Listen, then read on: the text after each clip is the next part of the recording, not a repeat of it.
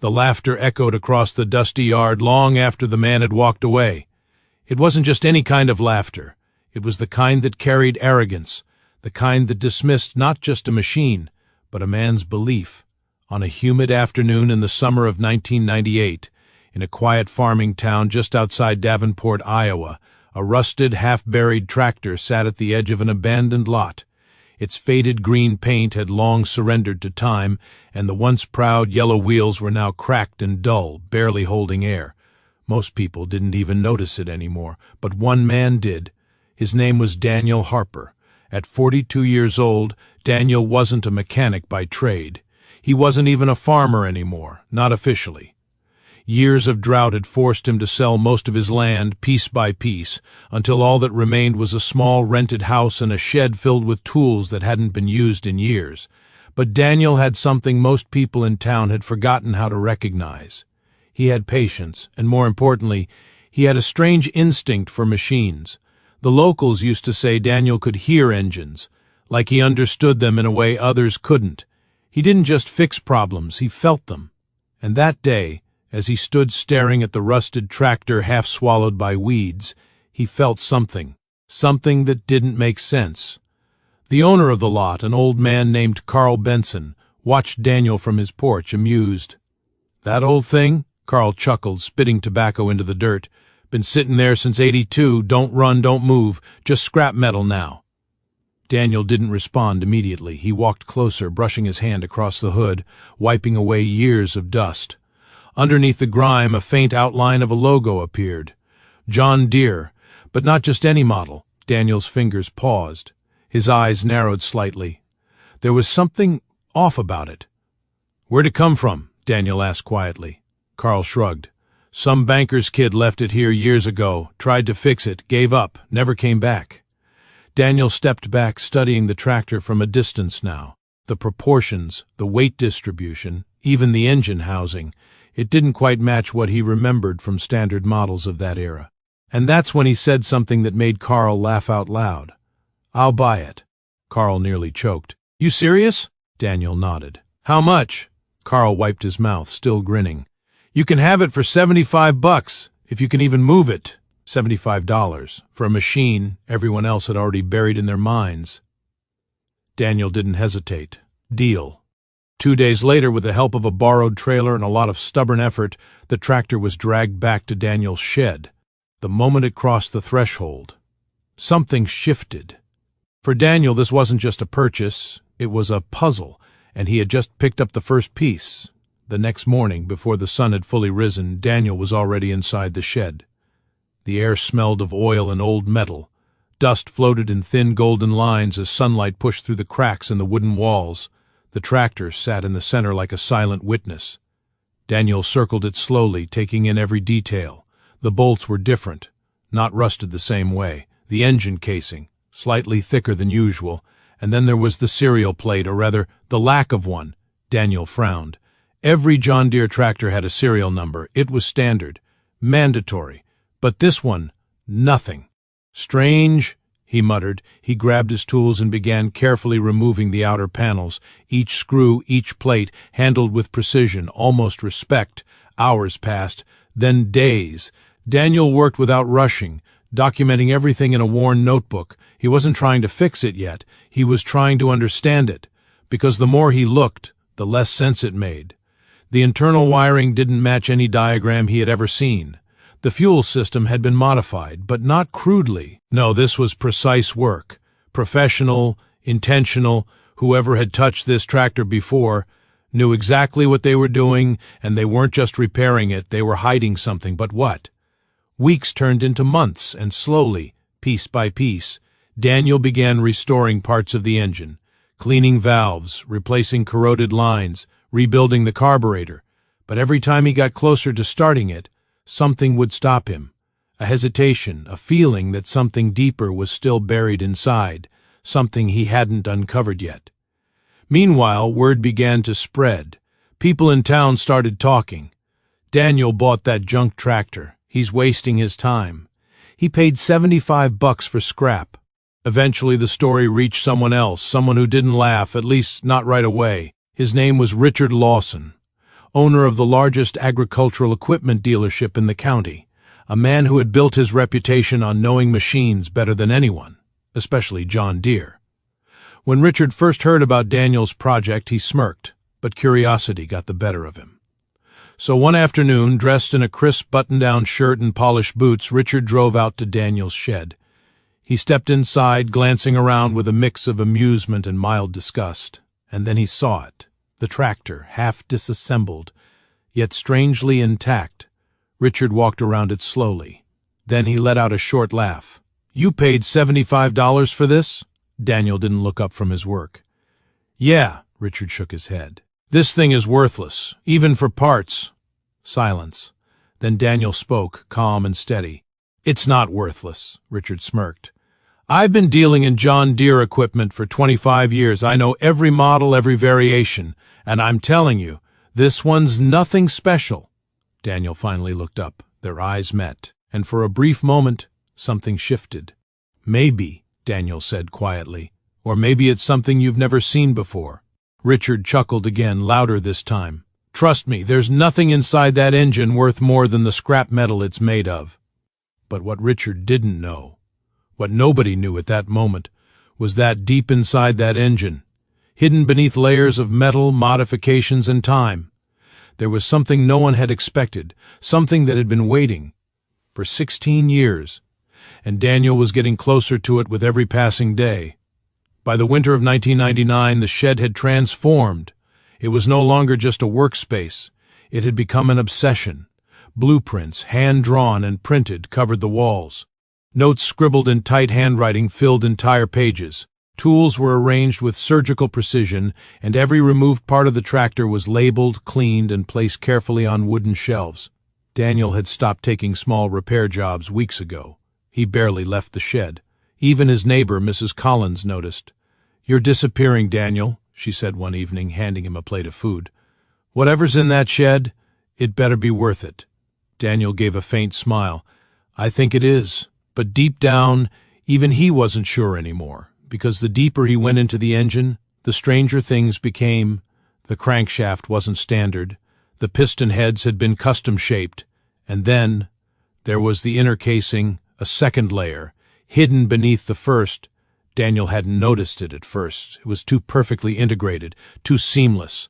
But once he did, everything changed, because tractors don't have double-layered engine cores, not like this, not ever. Daniel ran his fingers along the edge of the hidden seam. His heartbeat slowed, his mind racing. Why would someone do this? And more importantly, what are they trying to protect? That night Daniel didn't sleep. He sat in the shed, staring at the engine under a single hanging light. Outside, the wind howled through the empty fields. Inside, silence, heavy, unsettling, and then he made a decision. Carefully, slowly, he reached for his tools, because whatever was hidden inside that engine, he was about to find it. But what he didn't realize was that he wasn't the only one starting to dig deeper into the past of that tractor.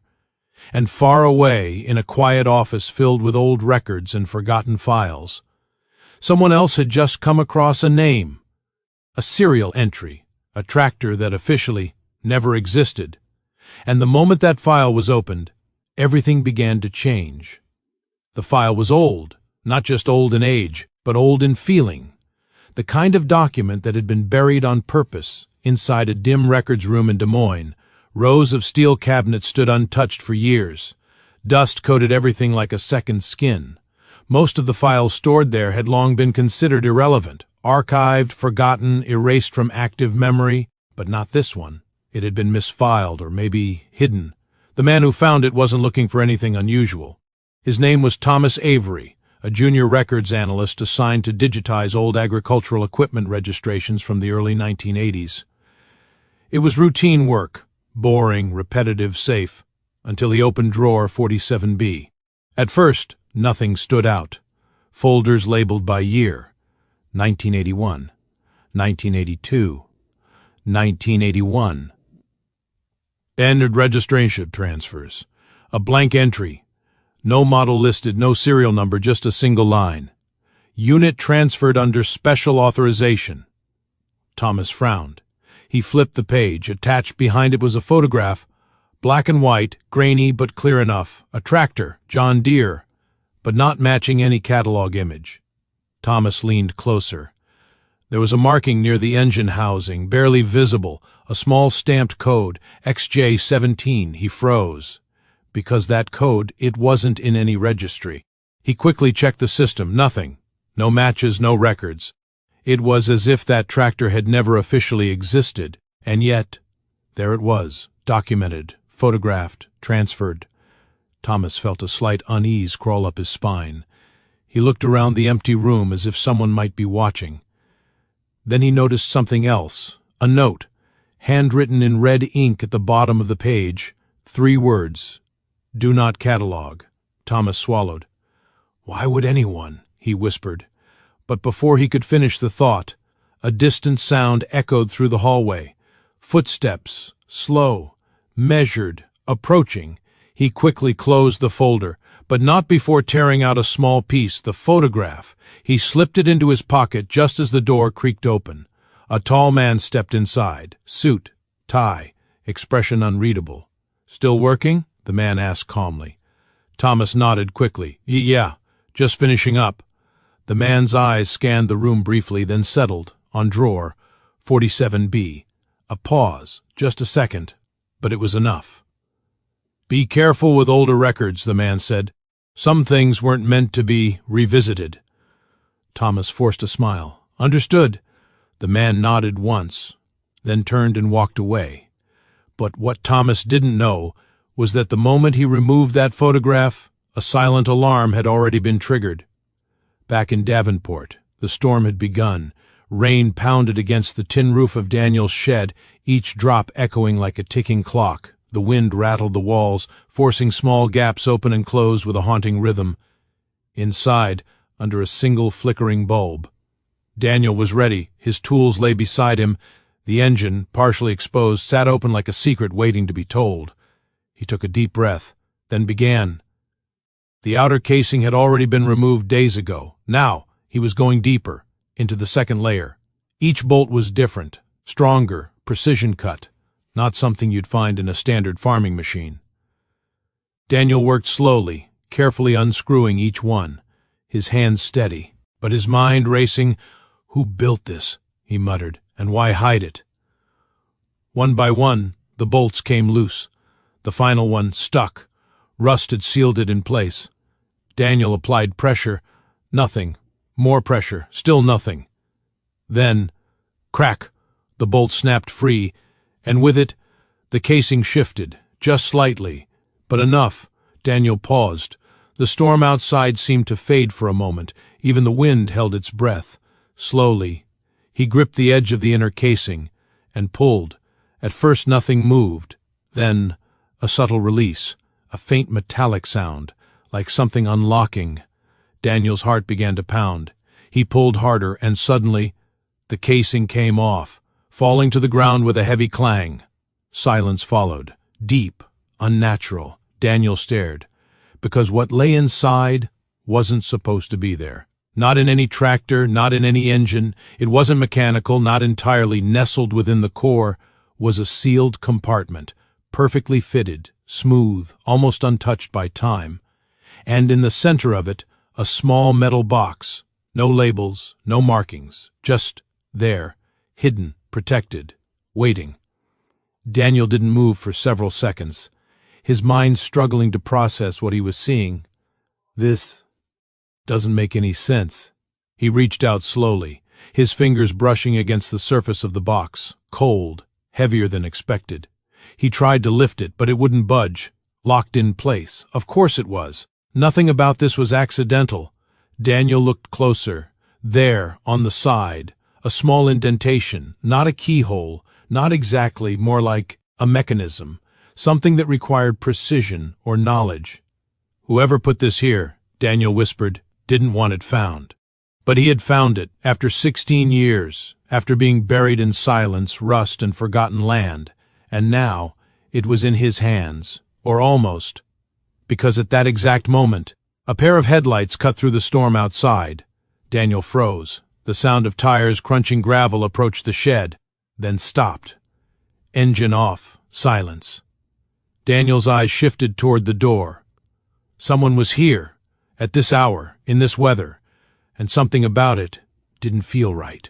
He quickly grabbed a cloth and covered the exposed engine, but it was too late. A shadow moved past the window. Then, knock. 3 slow, deliberate knocks. Daniel didn't respond. Another knock, louder this time. "Daniel Harper," a voice called from outside, calm, controlled. "I know you're in there." Daniel's chest tightened. He stepped closer to the door, but didn't open it. "Who is it?" he asked. A brief pause. Then, "Someone who knows what you've found." The storm roared again, louder than before, as if trying to drown out what was about to happen next. Daniel's hand hovered over the door handle, and in that moment, he realized something chilling. This tractor was never abandoned. It was hidden, and now someone had come back for it. Daniel didn't open the door. Not immediately. His hand rested on the handle, fingers tense, his breath slow but controlled. Outside, the storm pressed harder against the walls of the shed, as if nature itself was trying to force a decision out of him. "Say your name," Daniel said, his voice steady, but lower now. There was a pause. Then the voice returned. "Richard Lawson." Daniel's eyes narrowed. The dealer. But something was different this time. The arrogance was gone, the laughter that once filled this same space replaced by something colder, sharper. "I thought you said there was nothing in this tractor," Daniel replied. Another pause. Longer. Then, "I was wrong." The words didn't sound like an admission. They sounded like a calculation. Daniel slowly unlocked the door and pulled it open just a few inches. Rain immediately pushed in, carried by the wind. Standing under the dim glow of the outside light was Richard, his shirt soaked, hair flattened, but his posture still rigid. Behind him, another vehicle, dark, engine off. Daniel noticed it instantly. "You came alone?" Daniel asked. Richard didn't answer right away. His eyes moved, just briefly, past Daniel's shoulder, toward the covered engine. That was all Daniel needed to see. "No," Daniel said quietly, "you didn't." Richard exhaled slowly. "Let's not make this complicated." Daniel opened the door wider but didn't step aside. "You already made it complicated when you lied." Lightning flashed across the sky, illuminating both men for a split second. In that moment, Daniel saw it clearly. Not curiosity, not even greed. Urgency, real urgency. "You found something inside it," Richard said, stepping closer. "A compartment." Daniel didn't react, but that was enough confirmation. Richard continued, voice lower now. "You need to step away from this, Daniel. Whatever you think this is, it's bigger than you." Daniel let out a quiet breath. "I figured that out the moment I saw it." Another flash of lightning, this time closer. Thunder followed immediately, and then the second vehicle's door opened. Daniel's grip on the door tightened. 2 men stepped out, both wearing dark jackets, not locals. They didn't move like farmers. They moved like men with purpose. Daniel's mind began connecting pieces. Fast. The file, the missing serial, the hidden compartment, and now, this. "You should leave," Daniel said, his voice firm now. Richard shook his head slowly. "I can't." The 2 men approached, stopping just short of the shed entrance. One of them spoke. "Mr. Harper, we're going to need you to step aside." His tone was polite. Too polite. Daniel didn't move. "No!" The word hung in the air, heavy, final. The man glanced at Richard, then back at Daniel. "You don't understand what you're interfering with." Daniel's eyes hardened. "Then explain it." Silence. Rain. Wind. No answer. Exactly what Daniel expected. "Yeah," he said quietly. "That's what I thought." For a moment, nobody moved. Then something shifted. Not outside, inside. A sound, soft, metallic. All heads turned toward the tractor. Daniel's heart skipped, because he knew that sound. He had heard it once before, when the inner casing came loose. But this time, it was different, slower, deliberate, like something reacting. "Did you touch anything?" Richard asked sharply. Daniel didn't answer, because the truth was, he hadn't. The sound came again, A faint click from within the engine, the cloth covering it, shifted slightly. One of the men stepped forward instinctively. "Stay back!" Daniel snapped, but it was too late. The man reached out and pulled the cloth away. What they saw changed everything. The metal box was no longer still. A thin line of light had appeared along its edge, faint but unmistakable, glowing from within. "No," Richard whispered. "That's not possible." Daniel stared, his mind racing. "It wasn't locked," he said slowly. "It was waiting." Another click, louder this time.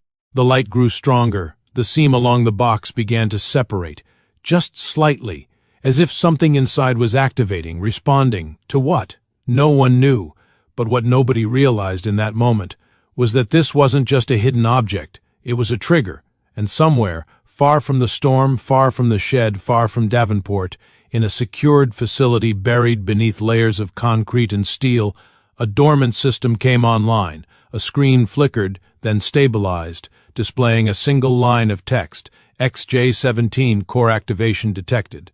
Back in the shed, the box opened, just a fraction, enough for the light to spill out, bright now, pulsing, alive. Daniel stepped closer despite everything.